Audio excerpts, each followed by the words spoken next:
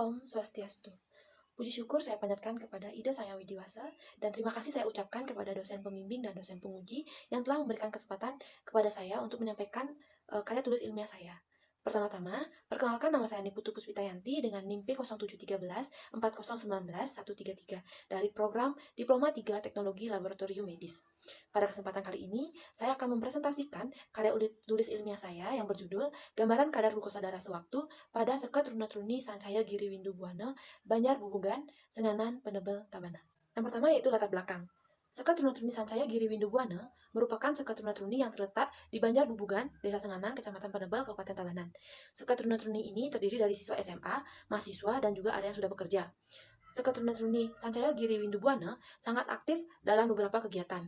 Dari beberapa kegiatan yang sudah terprogram tersebut, tidak terdapat kegiatan yang melakukan aktivitas fisik. Berdasarkan survei mengenai pengukuran IMT pada 13 orang yang penulis lakukan pada tanggal 24 November 2021, terdapat 3 anggota sekat runatruni yang memiliki IMT lebih dari 25 kg per meter kuadrat.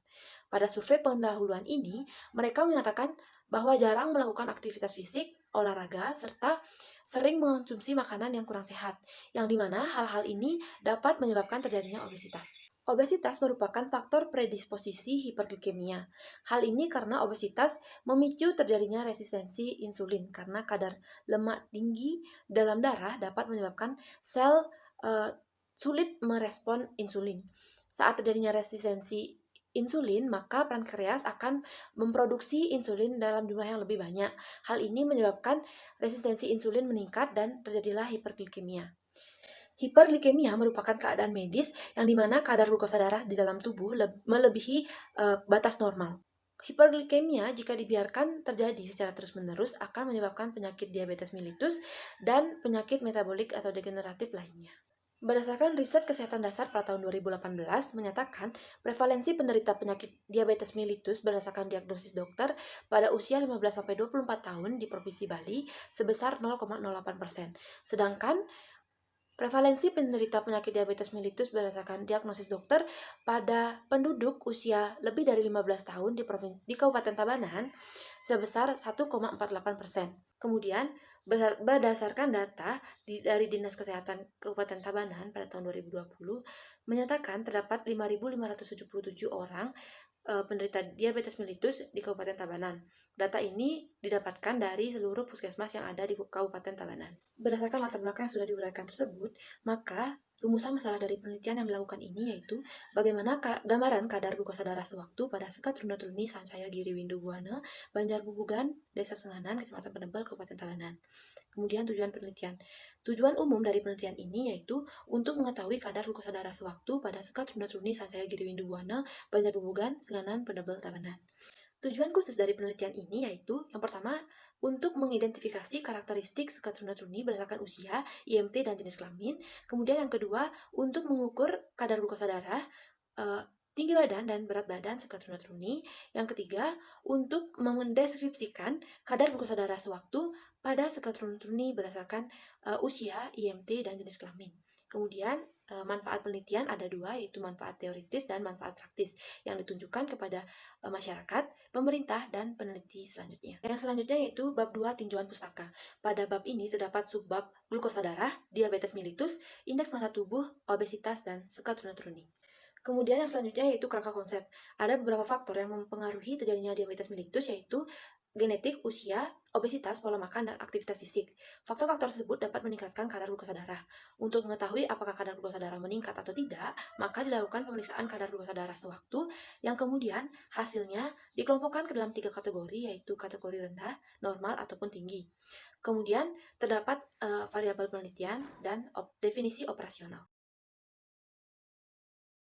Selanjutnya yaitu jenis penelitian. Jenis penelitian yang digunakan pada penelitian ini yaitu deskriptif dengan metode kuantitatif. Kemudian alur penelitian yaitu anggota sekat runatruni Sancaya Giri Windu Buana dijadikan sebagai subjek penelitian. Kemudian dilakukan pengumpulan data yaitu berasal dari pengisian kuesioner dan pengambilan 40 sampel darah kapiler anggota sekat runatruni yang kemudian diukur dengan menggunakan alat glukometer dengan merek EasyTouch GCU. Data yang didapatkan dari pemeriksaan kadar glukosa darah sewaktu, kemudian selanjutnya dilakukan pengolahan dan analisis data. Kemudian dibuatkan laporan hasil pemeriksaan. Nah, selanjutnya yaitu tempat dan waktu penelitian. Tempat penelitian ini dilaksanakan yaitu di Banjar Bubugan, Desa Senganan, Kecamatan Penebel, Kabupaten Tabanan. Waktu penelitian ini dilaksanakan pada bulan Februari sampai Mei 2022. Selanjutnya yaitu populasi dan sampel. Populasi yang digunakan pada penelitian ini yaitu seluruh anggota Sekat Tuna-Truni Sansaya Giriwindu Buana yaitu sebanyak 266 orang. Kemudian unit analisis dan responden pada penelitian ini yaitu kadar glukosa darah sewaktu pada Sekat Tuna-Truni Sansaya Giriwindu Buana, Banjar Bubugan, Senganan, Penebel, Tabanan yang memenuhi kriteria inklusi. Pada penelitian ini, besar sampel yang digunakan yaitu sebanyak 15% dari jumlah populasi, yaitu sebanyak 40 orang. Kemudian, teknik pengambilan sampel dalam penelitian ini yaitu teknik non-probability sampling dengan metode purposive sampling, yaitu penelitian yang dilakukan berdasarkan pertimbangan yang dibuat oleh peneliti sesuai dengan kriteria inklusi dan eksklusi. Selanjutnya yaitu jenis dan teknik pengumpulan data. Jenis data yang dikumpulkan pada penelitian ini yaitu data sekunder dan data primer. Teknik pengumpulan data dilakukan dengan teknik wawancara dan melakukan pemeriksaan kadar glukosa darah, serta mengukur tinggi dan berat badan subjek penelitian, yang dimana pengumpulan data ini dilakukan di rumah masing-masing responden.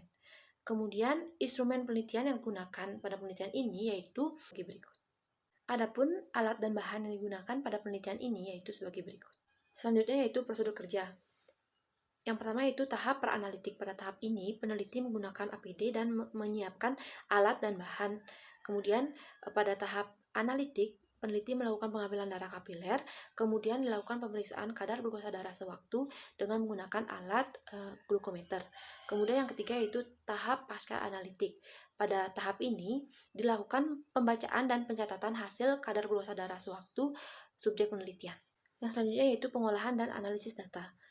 Data yang sudah dikumpulkan, baik itu data primer maupun data sekunder, kemudian diolah dengan menggunakan teknik pengolahan data secara tabulating data, yaitu dengan data disajikan dalam bentuk tabel dan narasi. Kemudian data mengenai kadar glukosa darah sewaktu ini kemudian akan dianalisis dan dideskripsikan berdasarkan dengan menggunakan statistik deskriptif. Selanjutnya yaitu etika penelitian. Adapun 3 prinsip dari etika penelitian, yaitu yang pertama yaitu prinsip berbuat baik, kemudian prinsip otonomi, dan prinsip keadilan. Yang selanjutnya yaitu hasil penelitian, karakteristik responden berdasarkan usia. Berdasarkan tabel 2, responden terbanyak yaitu dari kelompok 21 sampai 25 tahun, yaitu sebanyak 21 orang dengan persentase 52,5%. Kemudian, karakteristik responden berdasarkan indeks massa tubuh. Berdasarkan tabel 3, responden terbanyak berasal dari kategori 25 sampai 29,9 kg per meter kuadrat, yaitu sebanyak 16 orang dengan persentase 40%. Kemudian karakteristik responden berdasarkan jenis kelamin. Berdasarkan tabel 4, responden yang berjenis kelamin perempuan lebih banyak daripada laki-laki, yaitu sebanyak 21 orang dengan persentase 52,5%. Yang selanjutnya yaitu kadar glukosa darah sewaktu responden. Berdasarkan tabel 5, dari 40 responden yang diteliti, didapatkan 1 orang responden yang memiliki kadar glukosa darah sewaktu dengan kategori rendah, kemudian sebanyak 31 orang subjek penelitian yang memiliki kadar glukosa darah sewaktu dengan kategori normal, dan sebanyak 8 orang memiliki kadar glukosa darah sewaktu dengan kategori tinggi. Kemudian dari hasil penelitian tersebut didapatkan rata kadar glukosa darah sewaktu yaitu sebesar 116,75 mg per dl. Yang selanjutnya yaitu kadar glukosa darah sewaktu responden berdasarkan karakteristik usia. Berdasarkan tabel 6, diperoleh hasil penelitian kadar glukosa darah sewaktu berdasarkan usia dominan ditemukan pada kategori normal. Subjek penelitian yang memiliki kadar glukosa darah sewaktu dengan kategori normal mayoritas berasal dari kelompok usia 21 sampai 25 tahun.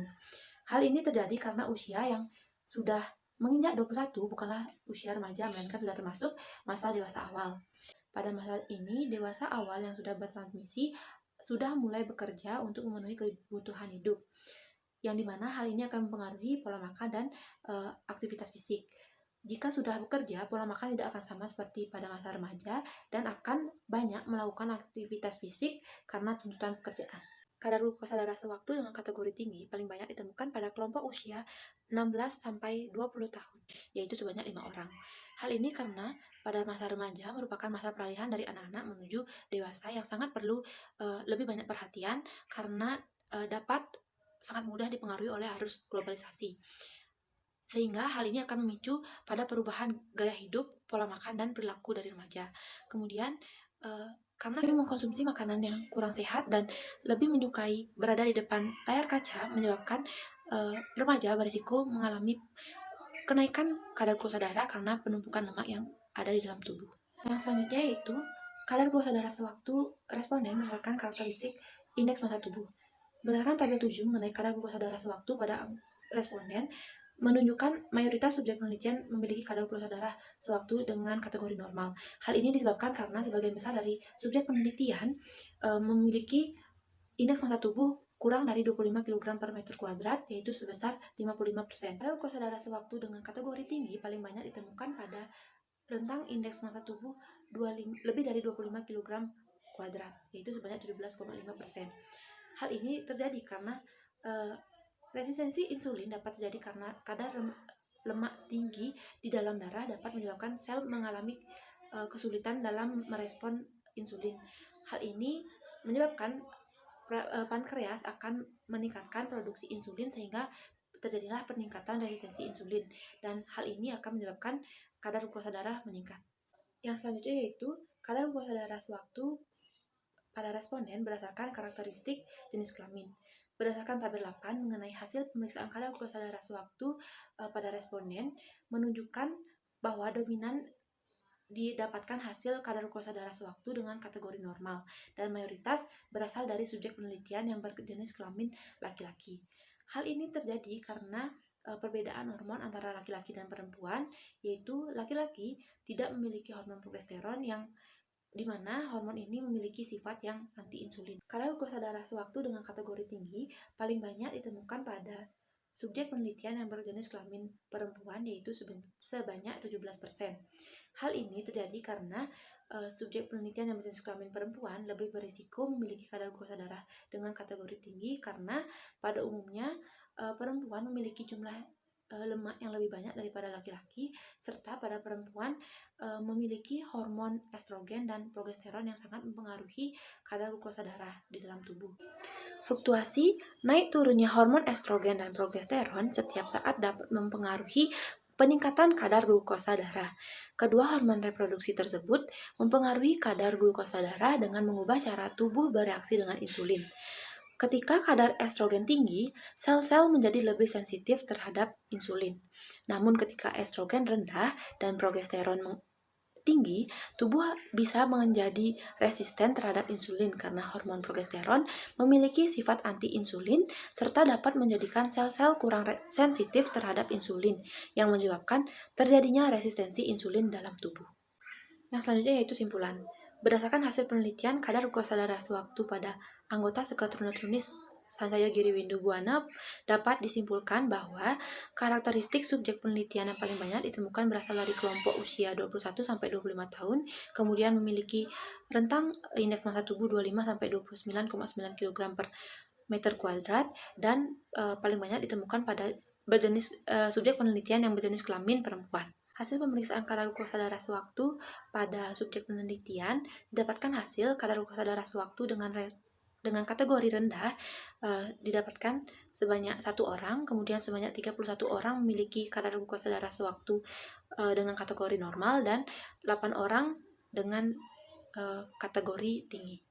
Hasil pemeriksaan kadar glukosa darah sewaktu pada responden yang memiliki kadar glukosa darah sewaktu dengan kategori tinggi yaitu paling banyak ditemukan pada kelompok usia 16-20 tahun, kemudian pada IMT 25-29,9 kg per meter kuadrat atau kategori obesitas 1, dan pada responden yang berjenis kelamin perempuan.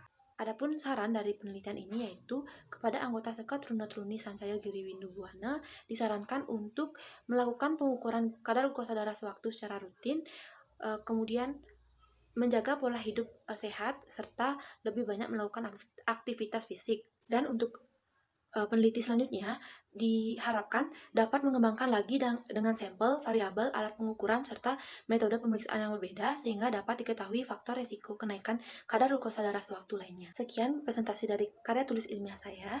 Mohon maaf jika terdapat kesalahan kata. Saya tutup dengan Parama Santi. Om Santi Santi Santi Om.